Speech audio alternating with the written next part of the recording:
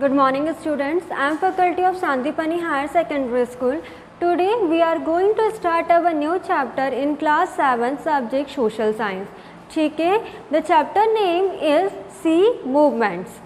Today we are going to start our new chapter. Chapter name is sea movements. मतलब कि किस तरह से जो समुद्र का पानी रहता है वो किस तरह से मूव करता है। जैसे कि हम देखते हो गया, आपने कभी एक्चुअल में भी देखा होगा या टीवी में भी देखा होगा, जो समुद्र का पानी रहता है वो किस तरह से उसकी जो वाटर की लेयर्स होती है वो किस तरह से अप होती है, डाउन जाती है, फॉरवर्ड डायरेक्शन में आती है, बैकवर्ड डायरेक्शन में आती है। और इस चैप्टर में हम ये समझेंगे कि जो उसके टाइप्स है, सी वाटर मूवमेंट के जो टाइप है वो क्या है, जो टाइप्स में क्या डिफरेंस है, in this chapter we will discuss. So let us start our chapter. You must have seen lakes, ponds or river. You must also have noticed that there is movement of the surface of water bodies. सबने लैक्स देखा है, river देखा है, Pond's ये सबने देखा है। तो आप लोग ने ये भी देखा होगा कि किस तरह से जो वाटर की लेयर होती है, जो वाटर का स्ट्रीम होता है, जो वाटर की धाराएं होती है, किस तरह से वो मूव करती है, मतलब कि किस तरह से वो अप डाउन होती है, किस तरह से एक डायरेक्शन से दूसरी डायरेक्शन में जाती हैं। In the same way the ocean of the sea, in the same way the water of the seas and ocean to have movements. इसी तरह से जो सी होता है, ओशियन होता है, जो समुद्र का पानी होता है, उनकी जो स्ट्रीम्स होती है, उनकी जो वाटर की लेयर होती है वो भी क्या करती है, मूव करती है। क्योंकि वाटर बॉडीज़ कैसे रहती है, वो सब मूव करेगी, जिस तरह से तालाब की, नहरों की और पॉन्ड्स की जिस तरह से पानी का मूवमेंट हो रहा है, उसी तरह से सी में भी क्या रहता है, पानी रहता है, तो उनकी भी क्या होगी, स्ट्रीम्स लेयर्स क्या होगी, मूव होगी। तो जो सी मूवमेंट्स हैं उनके क्या होते हैं, टाइप्स है। There are 3 types of movements of sea water. तो सी वाटर के जो टाइप्स है, कितने टाइप्स है, 3 टाइप्स है। How many types of sea water, movements of sea water. Movement मतलब कि ट्रांसफ़र, अगर हम जनरल लैंग्वेज में समझे तो मूवमेंट्स मतलब कि ट्रांसफ़र, मतलब कि एक जगह से किस दूसरी जगह तक किस तरह से वो ट्रांसफ़र होती है। तो 3 टाइप्स होती है। पहला है वेव्स, सेकंड है ओशन करंट्स एंड थर्ड है टाइड्स। ठीक है, तो कौन सा हो गया, वेव्स हो गया, करंट्स हो गया, देन टाइड्स हो गया। ठीक है, तो सी वाटर समझ में आ गया कि सी वाटर मतलब कि किस तरह से जो भी पानी, जो भी वाटर बॉडीज रहता है सी में, तो उसका मूवमेंट किस तरह से होता है वो हम देखेंगे। तो जो वेव्स है, वेव्स क्या होती है, वेव्स आपने देखा होगा जो एकदम किस अनइक्वल फॉर्म में जो बहती है। ठीक है, the water on the surface of the sea moves up and down due to the effects of wind. आपने कभी समुद्र देखा हो तो जो वाटर के ऊपर की जो सरफेस रहती है, ठीक है, जो वाटर के ऊपर की जो सतह रहती है उसमें से क्या होता है, सी का जो वाटर रहता है वो कैसे रहता है, अप एंड डाउन जाता है। आप इस स्ट्रक्चर से ज़्यादा समझ पाएंगे। जो इस तरह से कैसे जाता है, वेव्स कैसी रहती है, अप डाउन डायरेक्शन में अप डाउन मूवमेंट करती है। This is known as waves. इसको क्या बोला गया है, वेव्स बोला गया है। जो पानी का जो कि मूवमेंट किस तरह से होता है, अप एंड डाउन, किसकी वजह से होता है, थ्रू द विंड, हवाओं की वजह से। जब समुद्री इलाके में क्या होता है, हर जगह कैसा रहता है, खुला रहता है, सराउंडिंग एरिया कैसा रहता है, ओपन रहता है, क्योंकि वहाँ पर कोई भी बिल्डिंग्स या फिर कुछ भी ऐसी चीज़ें जो कि पैक हो सके वैसे नहीं रहती। तो वहाँ पर क्या होती है, डायरेक्टली हवा किसके कॉन्टेक्ट में आती है, वाटर के कॉन्टेक्ट में आती है। तो जब हवा के कांटेक्ट में आती है, तो जब वाटर हवा के कांटेक्ट में आता है तो उनका मूवमेंट किस तरह से होता है, उनकी लहरें किस तरह से आती है, बहुत ही अप एंड डाउन मूवमेंट होता है। It seems as if the waves push one another to move forward but are actually only moving up and down. ऐसा लगता है कि जो वेव्स है, जो वेव्स है, लहरें है, वो एक दूसरे को क्या कर रही है, पुश कर रही है। ऐसा लगता है कि एक के बाद एक क्या हो रही है, लहरें आती जाती है, तो ऐसा लगता है कि वो वेव्स क्या कर रही है, पुश कर रही। बट एक्चुअल में ऐसा होता नहीं है। वो वेव्स जो रहती है वो क्या करती है, अप एंड डाउन मूवमेंट करती है। Early near the shore it moves forward and ends. There are 2 parts of the waves.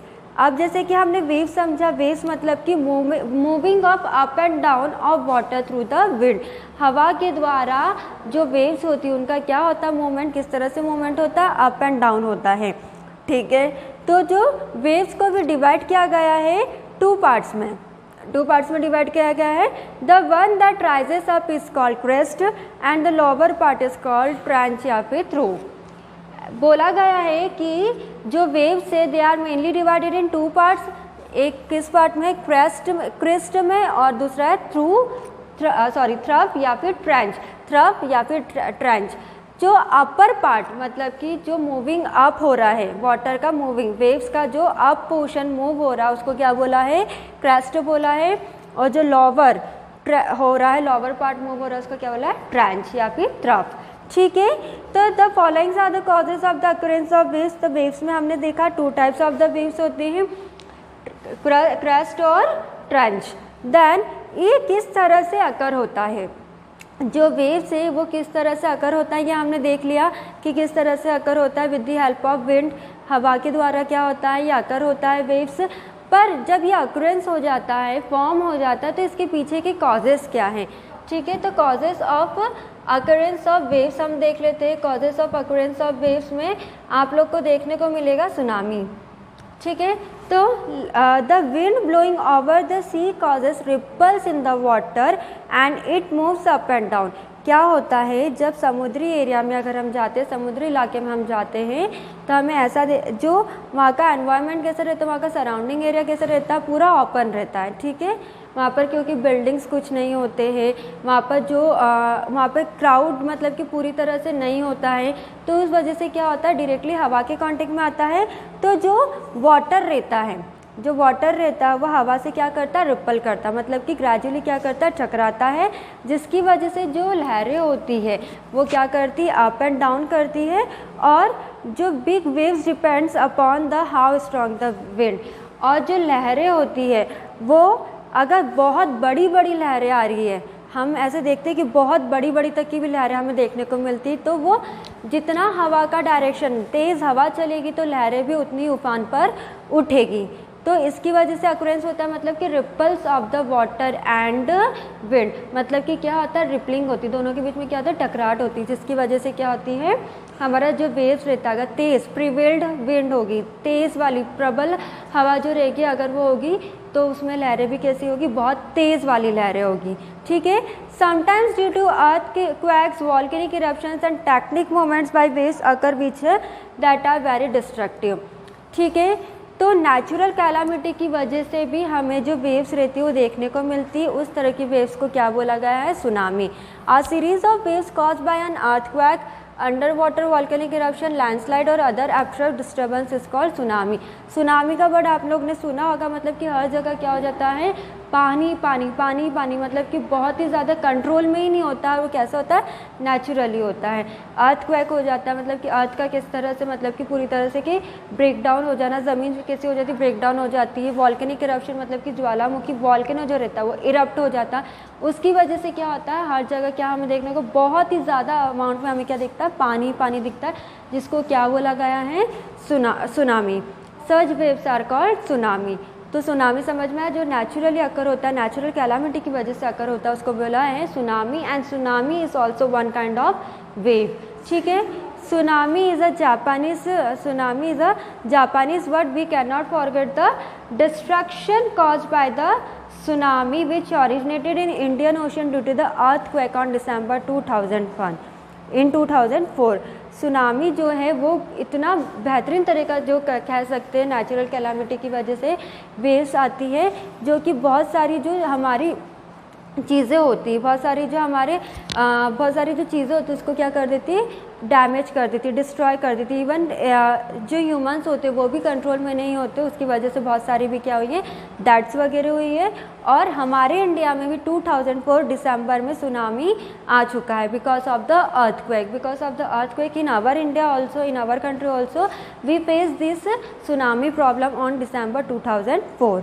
तो हमने वेव्स देखा, वेव्स क्या होता है, मतलब कि moving up and down of the water with through the wind. एक पॉइंट ये हो गया, हमें ऐसा लगता है वेव्स क्या कर रही है, वेव्स जो रहती है, लहरें क्या करती है, एक दूसरे को पुश करती है, but actually they are moving up and down. Third, हमने ये देखा कि जो वेव्स है they are also divided into 2 parts, एक क्रेस्ट फॉर्म में डिवाइड हो गया एंड ट्रेंच। क्रेस्ट मतलब कि upper part of the wave, जो कि वेव का जो अपर पार्ट होता है, मतलब कि जो मूव करती है अप डायरेक्शन में, उसको बोला है क्रेस्ट। और जो लोअर पार्ट में मूव करती है उसको बोला है ट्रेंच या फिर थ्राफ। अकरेंस में हमने देखा कि किस तरह से कॉजेस होते हैं, तो one of the best example of wave is tsunami. अगर ज़्यादा अमाउंट में, ज़्यादा प्रीवेल फॉर्म में अगर हवा चलेगी, जितनी प्रीवेल फॉर्म में हवा चलेगी उतनी प्रीवेल फॉर्म में क्या होगा, जो वाटर है, जो वेव्स है, उसकी लहरें बहुत ज़्यादा ही अप एंड डाउन पोजीशन में आएगी, जिसकी वजह से इस तरह का हमें वेव्स देखने को मिलता है। ठीक है ना। Second form of the sea movement is, second types of the sea movement is currents या फिर हम बोल सकते हैं इसको ओशन करंट्स। तो करंट्स होता क्या है, currents big streams of water flowing regularly constantly in a definite direction on the surface or subsurface of the ocean are called currents। Currents सबने देखा है कि मतलब कि जो बड़ी बड़ी लहरें होती है, पानी की जो बड़ी बड़ी लहरें होती है, स्ट्रीम्स मतलब कि धाराएं, जो बड़ी बड़ी पानी की धाराएं होती है वो कंटिन्यूसली फ्लो होती रहती है और एक ही डायरेक्शन में जाती है। एक ही जैसे हमने रिवर का देख लिया, रिवर क्या रहता है, एक ही डायरेक्शन में जो उसकी धाराएं रहती है, पानी का जो धाराएं रहती है वो कैसी रहती है, अगर हम देखें तो एक ही डायरेक्शन में और एक ही प्रोपोर्शन में बहती रहती हैं, तो उसको क्या बोला गया है, currents. You can see on smart board की जितनी भी स्ट्रीम्स आ रही वाटर्स की वो कैसी हो रही, flow in one direction and through a definite proportion, तो उसको बोला है currents. They are the most powerful of all the sea movements. इनको क्या बोला गया है, सारी समुद्र की जितनी भी मूवमेंट्स होती सबसे ज़्यादा पावरफुल कौन सी है, करंट है। ठीक है, current is the powerful movement of sea water. Due to this the water flow thousands of kilometre. इन्हीं की वजह से जो पानी रहता है वो हज़ारों किलोमीटर तक की बहता है, मतलब कि ट्रांसफ़र रिवर से लैक्स में, लैक्स से पॉन्ड्स में, पॉन्ड से रिवर्स में, फिर आकर फिर रिवर से ओशन में या फिर सी में जाता है। ठीक है, depending upon the temperature of the currents are of two types. As we discuss about the waves there are also two types. उसी तरह से करंट्स भी जो है टेम्परेचर के अकॉर्डिंग इनको डिवाइड किया गया है टू फॉर्म्स में। हमने वेव्स को किसी भी तरह से टेम्परेचर में डिवाइड नहीं करा था, उसका हमने उसकी जो उसका जो वेव्स था उसका सरफेस के अकॉर्डिंग हमने उसको डिवाइड करा था। But if we will see currents, तो करंट्स को हमने टेम्परेचर के अकॉर्डिंग डिवाइड करा है। टेम्परेचर के अकॉर्डिंग डिवाइड करा था, एक होता है वार्म करंट और एक होता है कोल्ड करंट्स। तो वार्म करंट से आपको वार्म वर्ड से समझ में आ रहा होगा, वार्म मतलब कि गर्म और कोल्ड मतलब कि ठंडा। तो वार्म करंट्स क्या होता है, the warm currents flow from low latitudes towards high latitudes. The warm currents make the surrounding area warm. Warm current का मतलब ये है कि ऐसे पानी का बहाव होना जो कि एरिया को क्या करता है, सराउंडिंग एरिया को कैसे रखता है, गर्म रखता है। ठीक है, जहाँ पर टेम्परेचर बहुत ज़्यादा देखने को मिलता है, जैसे हमारी इंडिया में देखें तो हमें जो ह्यूमिडिटी, हमें जो टेम्परेचर, जहाँ पर साउथ साइड में अगर हम जाए तो वहाँ पर हमें बहुत ही ज़्यादा गर्मी होती है, तो वहाँ का एरिया कैसा रहता है, वार्म रहता है, गर्म रहता है, क्योंकि वहाँ पे टेम्परेचर भी कैसा रहता है, हाई रहता है। अगर टेम्परेचर हाई है तो वहाँ पर जितना भी लैटिट्यूड है, जितनी भी पोल्स है वो भी कैसी होगी, वार्म होगी, तो वहाँ का सराउंडिंग एरिया भी कैसा रहेगा, गर्म रहेगा।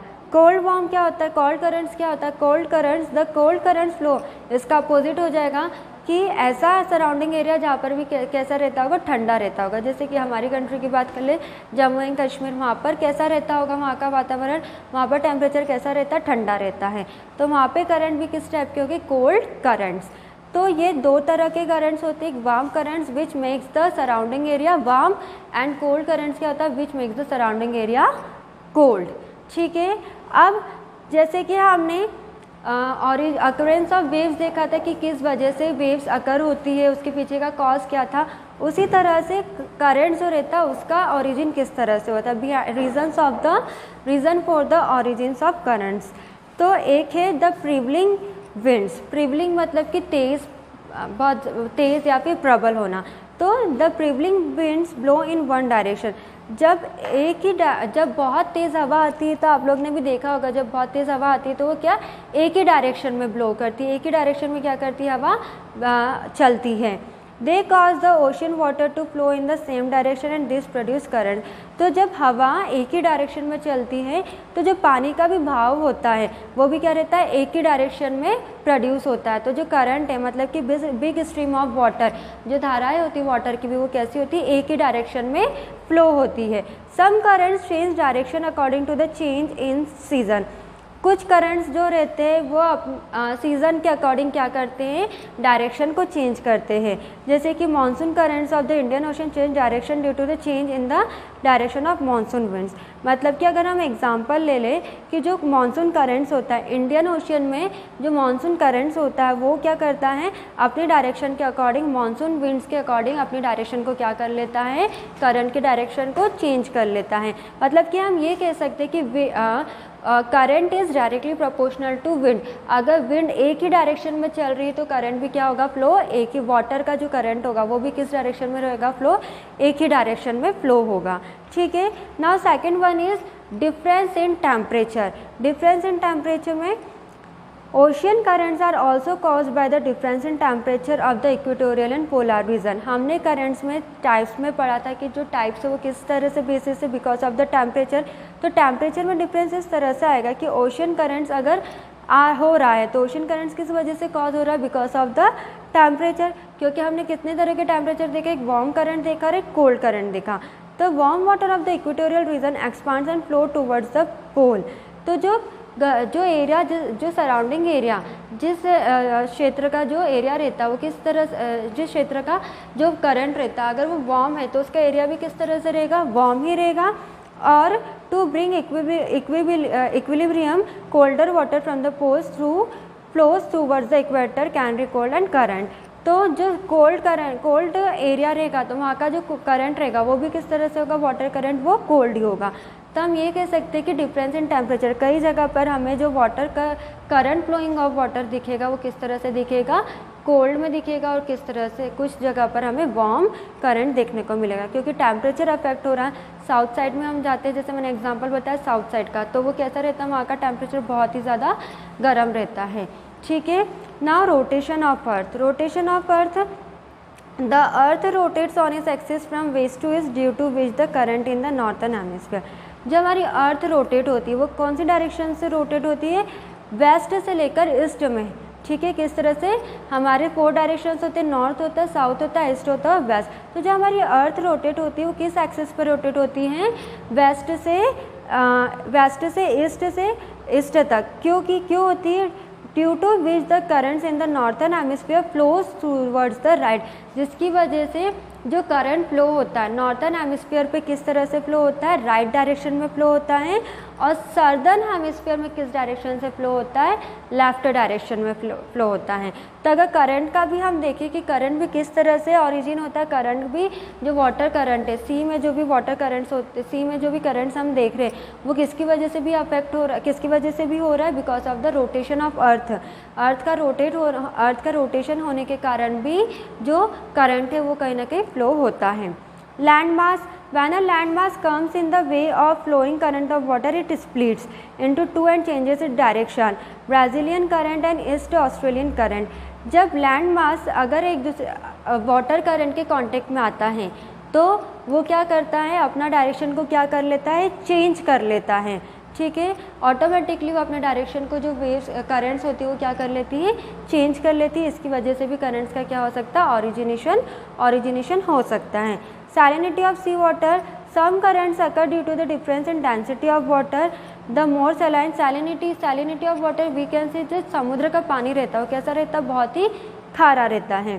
ठीक है। तो क्यों रहता है, because saline the water the more is density due to which the heavy water sinks downward। जो पानी रहता है, जो सी वाटर का जो अंदर की तरफ का जो पानी रहता है वो कैसा रहता है, जब लहरें उठती है तो कैसी हैवी अमाउंट में उठती है, तो उनकी जो अंदर की सरफेस रहती है, लेयर रहती है, वो कैसी रहती है, हैवी होती है, जिसकी वजह से वो क्या जाती है, डाउनवर्ड डायरेक्शन में चले जाती है।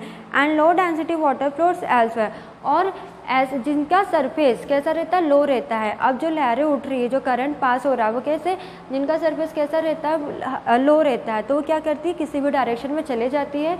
पर जब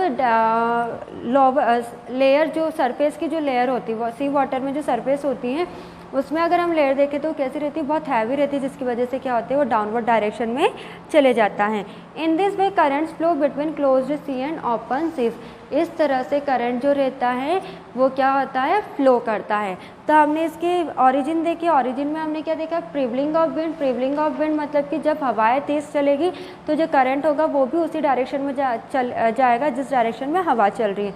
डिफरेंस इन टेम्परेचर में हमने देखा वार्म एंड कोल्ड करंट, जहाँ जैसा टेम्परेचर होगा वहाँ पर वाटर करंट भी उसी हिसाब से होगा। Rotation of earth, because of the earth rotate कर रहा है उसकी वजह से भी जो करंट है वो कहीं ना कहीं ओरिजिन हो रहा है।